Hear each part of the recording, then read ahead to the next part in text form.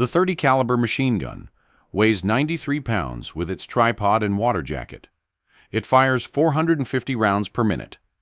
And right now, at 5:47 a.m. on July 7th, 1944, Captain Benjamin Salomon is dragging it through a carpet of dead bodies because the corpses have piled so high in front of his position that he can no longer see the enemy coming.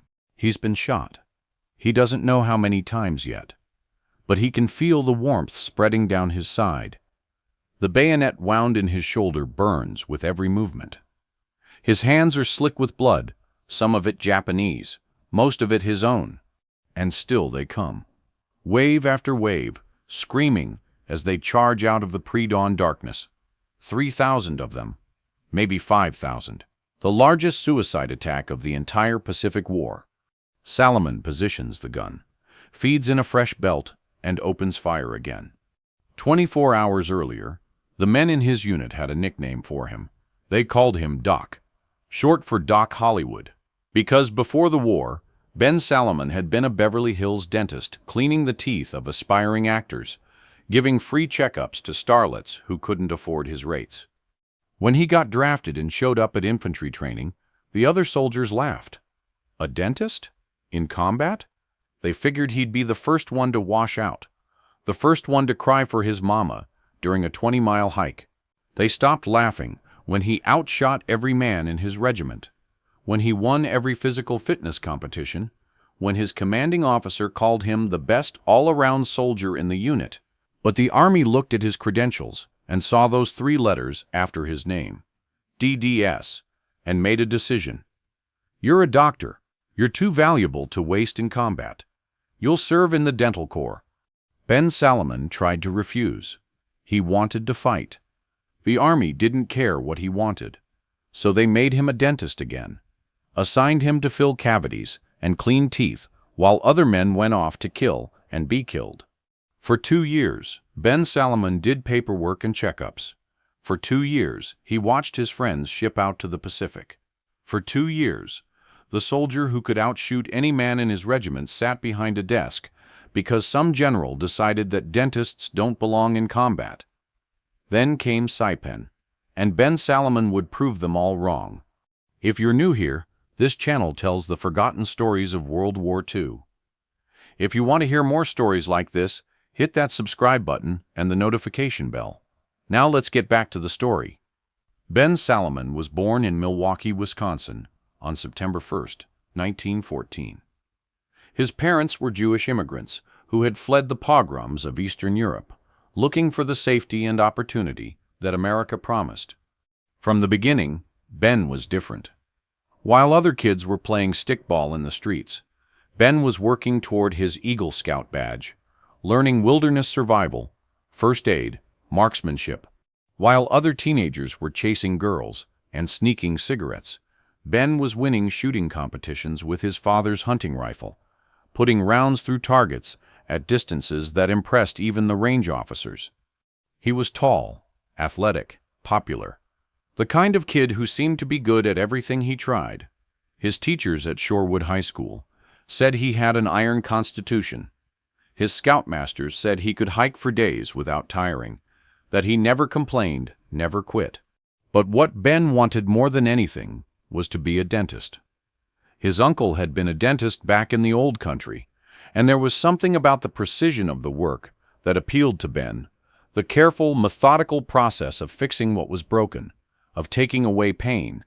There was just one problem. In 1930s America, universities had quotas. They limited how many Jewish students they would accept, sometimes as few as 3 or 4% of each class. For a Jewish kid from Milwaukee, getting into dental school was like threading a needle in a hurricane. Ben fought his way into Marquette University in Milwaukee, completed his undergraduate work, then transferred to the University of Southern California when they had an opening in their dental program. He studied harder than anyone else. He worked jobs on the side to pay his tuition. And in 1937, he graduated, one of only a handful of Jewish students to make it through. By 1940, Ben Salomon had established a thriving practice in Beverly Hills, the kind of address that dentists dreamed about. His office was within walking distance of the movie studios, and his patients included aspiring actors and actresses, the dreamers who had come to Hollywood hoping to become stars. Ben had a soft spot for the struggling ones. He gave free checkups to the young actors who couldn't afford his rates, cleaned their teeth for nothing while they waited for their big break. He was making good money, dating beautiful women, driving a nice car, living the American dream. And then the world exploded. When Hitler's armies swept across Poland in September 1939, Ben read the news with growing horror. He knew what was happening to Jews in Europe. He knew what the Nazis were capable of, and he knew he couldn't just sit in Beverly Hills cleaning teeth while the world burned. Ben walked into the Army recruitment office and tried to enlist. The recruiter looked at his paperwork, shook his head, and sent him home. The Army had too many volunteers and not enough equipment. They were being selective. Ben tried to join the Canadian Army. They were already fighting in Europe. Rejected again. Not a Canadian citizen. So Ben went back to his practice and waited. He followed the news obsessively. The fall of France, the Battle of Britain, the Nazi advance into Russia.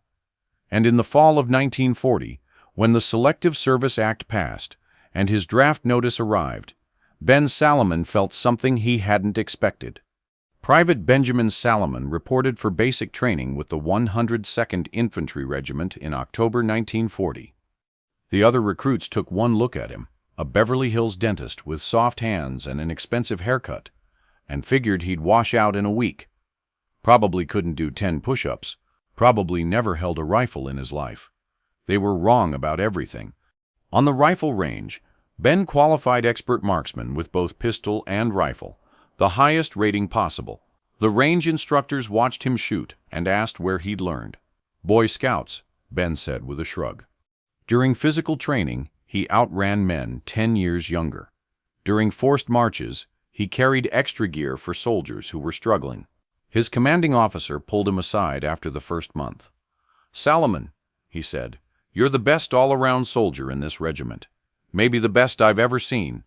Within a year, Ben Salomon had risen to sergeant. They put him in charge of a machine gun section, 430 caliber M1917 Brownings, the kind of heavy firepower that could stop an enemy assault cold. And Ben discovered something about himself that surprised him. He loved this. Not the killing. He hadn't killed anyone yet. But the tactics, the teamwork, the precision of laying down coordinated fire, of knowing exactly where every round would land. It was like dentistry in a way, careful, methodical work that required absolute focus. This was what he was meant to do. He was sure of it. Then, in 1942, the Army looked at his file and saw Doctor of Dental Medicine, and everything changed. "We're commissioning you as an officer in the Dental Corps," they told him. Ben felt the words like a punch to the gut. "Sir, I'd like to stay with my unit. With the infantry." "That's not how it works, Sergeant. The Army needs dentists." Ben tried to refuse. He went to his commanding officer and begged him to intervene. The CO wrote a letter requesting that Ben be commissioned as a second lieutenant of infantry instead of being transferred to the Dental Corps. Request denied.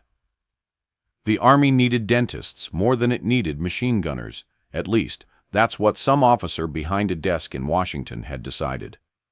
So First Lieutenant Benjamin Salomon was shipped to Hawaii, where he would spend the next year and a half filling cavities. Most officers would have accepted their fate. A nice, safe posting in Hawaii, far from the fighting. Tropical beaches, decent quarters, regular meals, pretty nurses at the officers' club. Almost no chance of dying. Ben Salomon wasn't most officers. In May 1943, they assigned him as the regimental dental officer for the 105th Infantry Regiment, 27th Infantry Division. It was a cushy job. See patients in the morning, paperwork in the afternoon, home by dinner. The other dental officers spent their free time at the beach or playing golf. Ben had other ideas. Every morning, he saw his dental patients. He was good at it. Fast, precise, gentle with the nervous ones. The soldiers liked him. Doc Salomon, they called him, and there was respect in the way they said it. But every afternoon, Ben changed into a field uniform and joined the infantry companies for their training. He ran their obstacle courses. He made their hikes, 20 miles with full pack in the brutal Hawaiian heat, through jungle so thick you could barely see the man in front of you. He fired on their ranges, keeping his marksmanship sharp. The infantry officers thought he was crazy at first. "You're a dentist," they said. "You don't have to do this. Nobody expects you to be out here." But Ben kept coming. Day after day, week after week, and he didn't just participate, he excelled. He won all the regimental competitions, one officer later recalled. Marksmanship, hiking, obstacle courses, everything. Here was this dentist, this guy who was supposed to be sitting in an air-conditioned office, and he'd compete against frontline infantrymen and beat them every time. It was embarrassing for some of the rifle company guys. Colonel Leonard Bishop, his regimental commander, watched Ben during a field exercise and pulled him aside afterward. "Salomon," he said, "you're the best instructor in infantry tactics we've ever had. Half my officers could learn something from you." The soldiers noticed, too. Here was a dentist, an officer, who had every excuse to stay comfortable out there in the mud and the heat, pushing himself harder than anyone else. He never complained. He never pulled rank. He just showed up. Every single day. Ben Salomon gave everybody who ever met him a real lift. One soldier remembered years later. He had a way of inspiring people to do things that they might not have done otherwise. You'd see him out there, this dentist covered in mud, grinning like he was having the time of his life, and you'd think, if he can do it, what's my excuse? In June 1944, Ben finally got his chance. The 105th Infantry Regiment was shipping out to Saipan, a Japanese-held island in the Marianas Chain. The brass in Washington wanted Saipan for one reason. It would put American B-29 bombers within striking distance of Tokyo. The Japanese knew this. They had fortified the island with 30,000 troops and sworn to defend it to the last man. The fighting was going to be brutal. Everyone knew it. When the 2nd Battalion surgeon was wounded in a mortar attack on June 22nd, Ben Salomon immediately volunteered to replace him. "I'll take over the aid station," he said, "at least until you can get a real surgeon up here." His commanding officer hesitated. It wasn't protocol. Dentists weren't trained for battlefield trauma surgery. They learned how to extract teeth and fill cavities, not how to clamp a severed artery or remove shrapnel from a man's chest. But Ben had more medical knowledge than anyone else available, and they needed someone now. Men were dying while they debated protocol. "All right, Salomon, the job's yours. Don't make me regret it." Captain Benjamin Salomon, DDS, was finally going to war. Saipan was hell on earth. The Americans had landed on June 15, 1944. By the time Ben Salomon reached the front lines, the fighting had already been going on for a week. The casualty rate was staggering, hundreds of men killed or wounded every day. The 2nd Battalion alone had lost 50% of its strength, securing a single peninsula. The Japanese weren't retreating. They were dug into caves, bunkers, and fortified positions that had to be taken yard by bloody yard.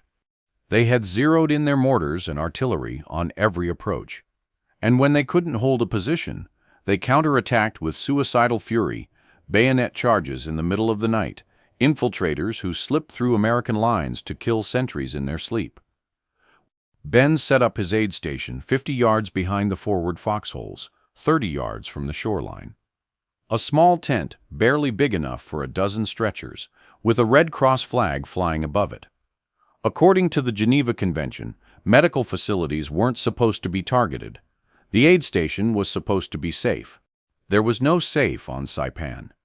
Mortars fell without warning. You'd hear the whistle, and then you had maybe 2 seconds to hit the dirt before the world exploded.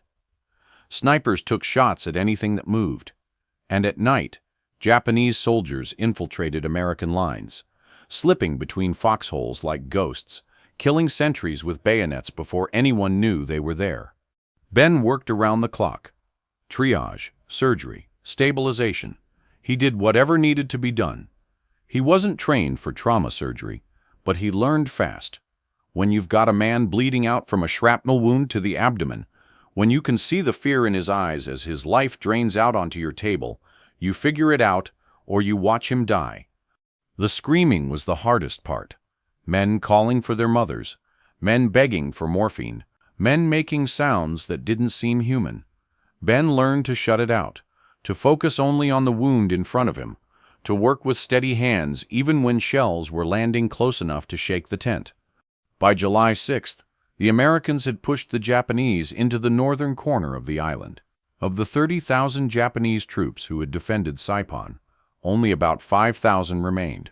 They were starving, exhausted, almost out of ammunition, but they weren't finished.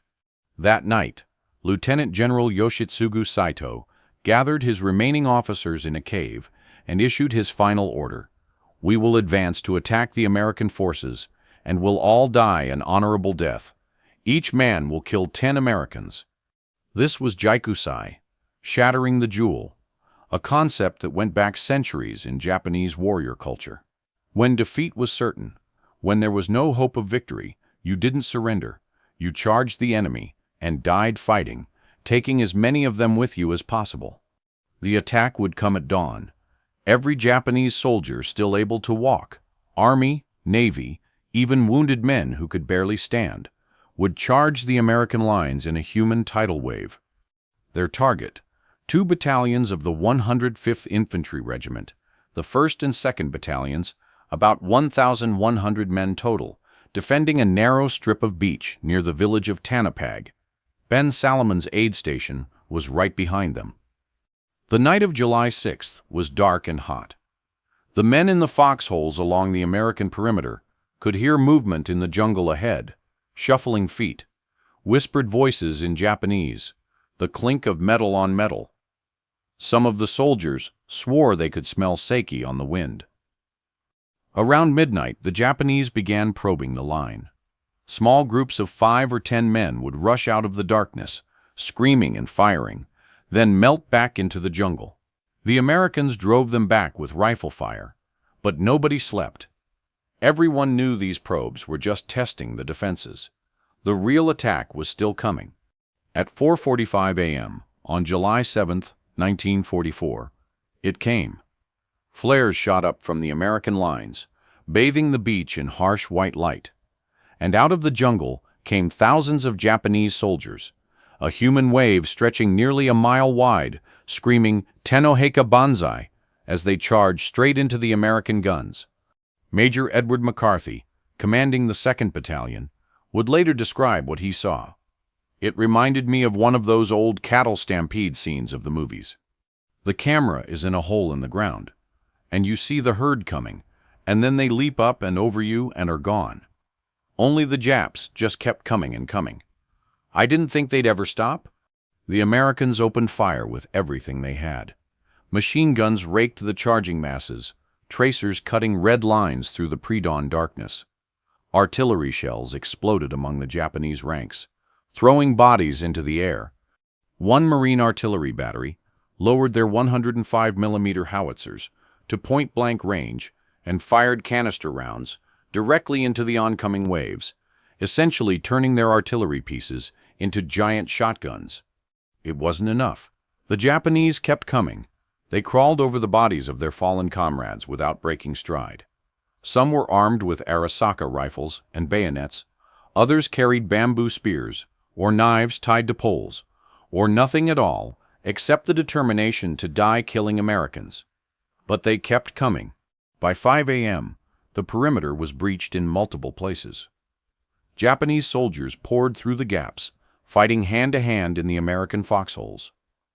The disciplined crack of rifle fire gave way to the desperate sounds of close combat. Grunts, screams, the wet thud of bayonets finding flesh. In his aid station, 50 yards behind the collapsing line, Ben Salomon heard the fighting grow closer with every passing minute. Wounded men began streaming in, walking, crawling, carried by their buddies. Within minutes, his small tent was packed with 30 casualties, and more kept coming. The tent smelled of blood and cordite and fear. Ben moved from stretcher to stretcher, triaging the wounded. This one first, he might live. This one can wait. This one, there's nothing I can do. His hands were steady, even as the sounds of battle grew louder. Then the tent flap burst open, and a Japanese soldier rushed in with his bayonet raised. Ben saw the enemy soldier's eyes, wide, wild, fixed on a wounded American lying helpless on a stretcher near the entrance. There was no time to think, no time to plan. Pure instinct took over. He grabbed an M1 Garand rifle from a nearby table, dropped into a squatting position, just like he'd practiced 1,000 times on the range, and fired. The Japanese soldier fell dead, his bayonet clattering against the dirt floor. Ben turned back to his patients. There were too many wounded, not enough supplies, and the sounds of battle were getting closer every second. He reached for a bandage, and 2 more Japanese soldiers pushed through the tent entrance. The first one was fast, already swinging his rifle. Ben didn't have time to aim. He swung his own rifle like a club, smashing the stock across the first soldier's face. The man went down. Ben reversed the weapon, jabbed the butt into the second man's chest, then shot one and bayoneted the other before either could recover. He'd barely caught his breath when 4 more enemy soldiers crawled under the tent walls, 2 on each side, coming from all directions at once. The tent erupted into chaos. Wounded men screamed and tried to roll off their stretchers. Medics scrambled for cover. Ben moved like a man possessed. He kicked the knife out of one soldier's hand, grabbed it, and shot the man with his rifle. He bayoneted the second. He spun and stabbed the third with the captured knife. The fourth came at him, and Ben, out of bullets, out of options, headbutted him in the face, staggering him back.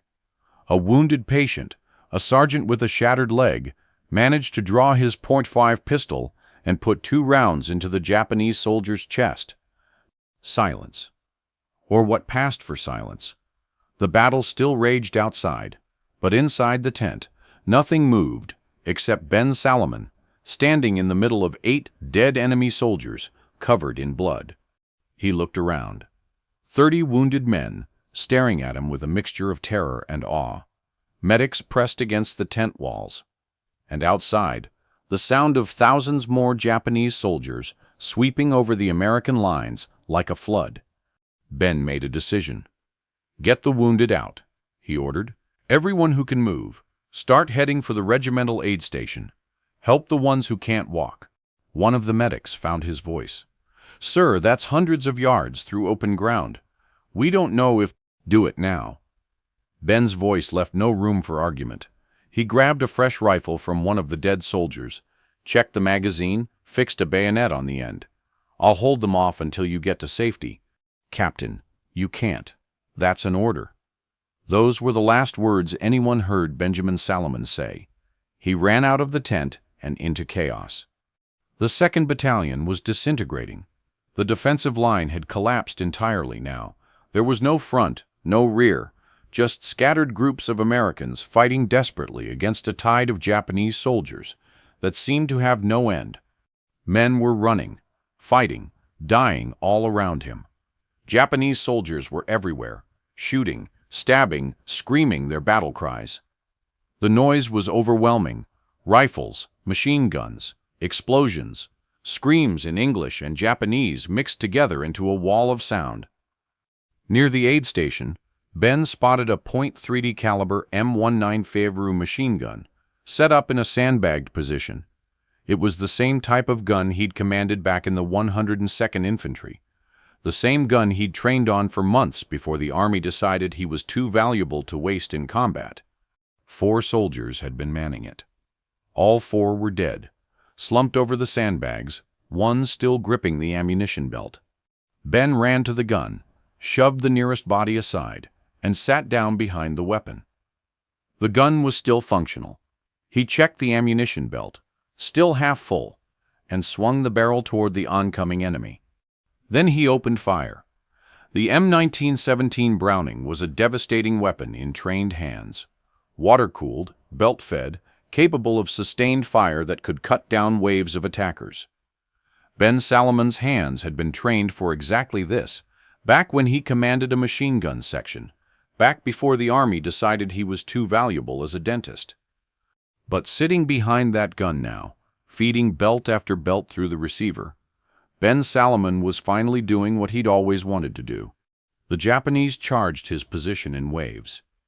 They came screaming out of the chaos, bayonets fixed, determined to overrun the lone machine gunner who was cutting down their comrades. Ben mowed them down. Reload, fire, reload, fire. The barrel grew hot enough to singe flesh, hot enough that the water in the cooling jacket began to steam. The bodies piled up in front of his position. First one layer, then two, then three. Ben kept firing. They came at him with bayonets. He cut them down before they got within 10 yards. They came at him with grenades. Some exploded close enough to shred his uniform, to drive shrapnel into his arms and legs. Ben kept firing. A sniper's bullet hit him in the side. He felt the impact, felt the warmth of blood soaking through his shirt. Ben kept firing. Another bullet. And another. Ben could feel his strength fading with each hit, could feel the blood pooling beneath him on the sand. But every second he stayed on that gun was another second for the wounded to escape, another second for his patients to reach safety. He kept firing. At some point, nobody knows exactly when, the bodies piled up so high in front of the machine gun that Ben couldn't see over them anymore. His field of fire was blocked by a wall of corpses, 3 and 4 deep. A lesser man would have stayed put. A lesser man would have accepted that he'd done enough, that no one could ask more of him. Ben Salomon, shot multiple times, stabbed multiple times, bleeding from wounds he'd stopped counting, dragged that 93-pound machine gun to a new position, set it up, fed in a fresh belt, and started killing again. He repositioned that gun 4 times during the battle. 4 times, each time because the dead had piled too high for him to see the living ones still trying to kill him. The last time he moved it, he was so weak from blood loss that he could barely stand. He dragged the gun through the sand, leaving a trail of red behind him that was still visible the next day. But he got it into position. He fed in one more belt, and he kept firing until there was nothing left. No more ammunition, no more strength, no more life. The battle lasted 15 hours. By the time it was over, the 1st and 2nd Battalions of the 105th Infantry had suffered 918 casualties, 406 killed, 512 wounded, over 80% of their total strength gone in a single night. It was one of the worst single-day losses any American unit suffered in the Pacific War. The Japanese had fared even worse. More than 4,300 dead, their bodies carpeting the Tanapag Plain in windows of torn flesh and shattered bone. The largest banzai charge of the war had been stopped. On July 8th, American forces retook the positions that had been overrun. Major General George Greiner, the division commander, personally led the team that surveyed the carnage. They found Ben Salomon's body slumped over his machine gun. Captain Edmund Love, the division historian, was part of that team. Years later, he would describe what they saw. There were 98 Japanese bodies piled up in front of his gun position. Salomon had killed so many men that he had been forced to move the gun 4 different times in order to get a clear field of fire. 98. 1 man, 1 machine gun. 98 enemy soldiers dead. Love continued. One could easily visualize Ben Salomon, wounded and bleeding, trying to drag that gun a few more feet so that he would have a new field of fire. The blood was on the ground, and the marks plainly indicated how hard it must have been for him, especially in that last move. When they examined Salomon's body, they counted 76 bullet wounds. They stopped counting the bayonet wounds somewhere around 20. A physician who examined the corpse determined that at least 24 of those wounds had been inflicted while Salomon was still alive. He had been shot and stabbed literally to pieces, and he had kept fighting, kept killing, kept buying time for the wounded to escape. Nobody knows exactly how many American soldiers made it to safety because Ben Salomon held that machine gun. Nobody knows how many lives were saved because one man, a dentist, who wasn't supposed to be in combat, decided to stand alone against an army. What we know is this: Captain Benjamin L. Salomon killed more enemy soldiers in a single action than almost any other American in World War II. He did it while wounded, he did it while dying, and he did it to protect men who couldn't protect themselves. After the battle, Captain Edmund Love gathered eyewitness accounts and prepared a recommendation for the Medal of Honor. Ben Salomon's heroism seemed beyond dispute. 98 enemy dead, dozens of American wounded safely evacuated, the ultimate sacrifice in defense of his patients. The recommendation was denied. Major General Greiner, the division commander, refused to approve it.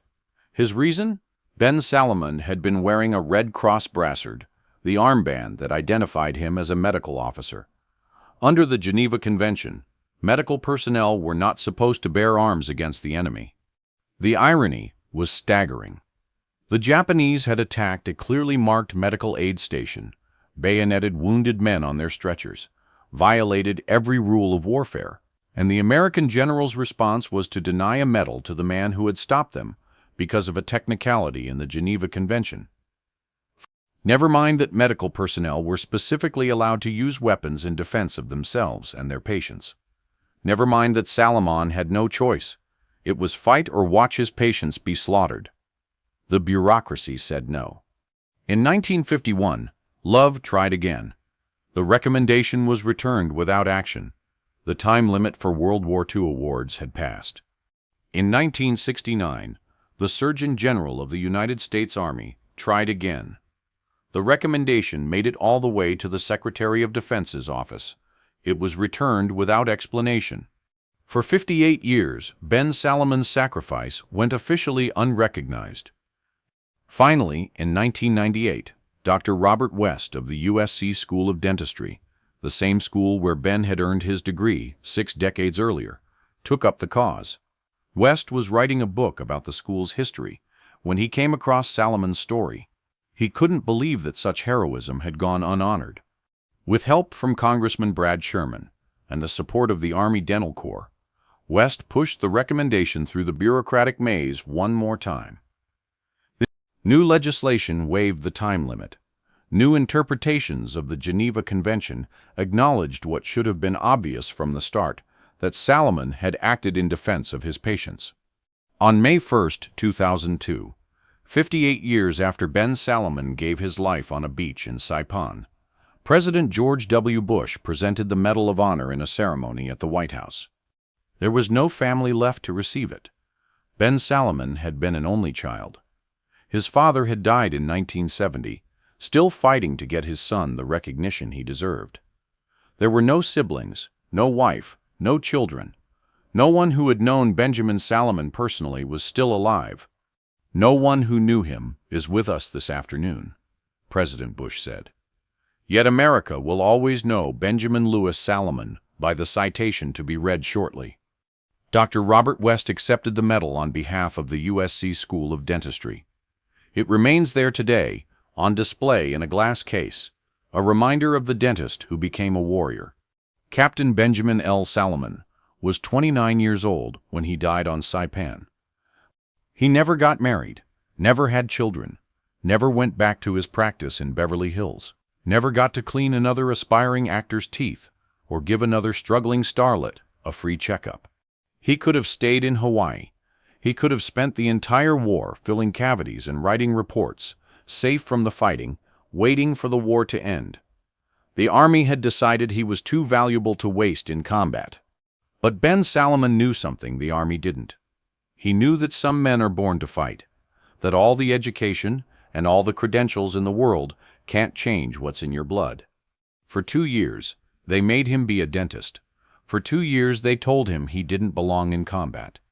And for 2 years, Ben Salomon trained anyway, running with the infantry, shooting on their ranges, proving over and over that he was the best soldier in the regiment, even if they wouldn't let him fight. When his chance finally came, he didn't hesitate. When the enemy came for his patients, the dentist became a warrior. When 4 men fell trying to hold a machine gun, He picked it up and kept firing. When the bodies piled too high to see, he moved the gun and started again. 24 wounds received while still alive. 98 enemy soldiers dead. One man against an army. They called him Doc Hollywood. They said a dentist didn't belong in combat. Ben Salomon proved them wrong. The 105th Infantry Regiment, 27th Infantry Division, received the Presidential Unit Citation for its actions on July 7, 1944. Two other soldiers from the regiment, Lieutenant Colonel William O'Brien and Sergeant Thomas Baker, also received the Medal of Honor posthumously for that same battle. Today, a dental clinic at Fort Benning, Georgia, is named in Ben Salomon's honor. It serves soldiers who never knew his name, but who benefit every day from the example he set. Some men save lives by healing the wounded. Others save lives by stopping the enemy. Ben Salomon did both.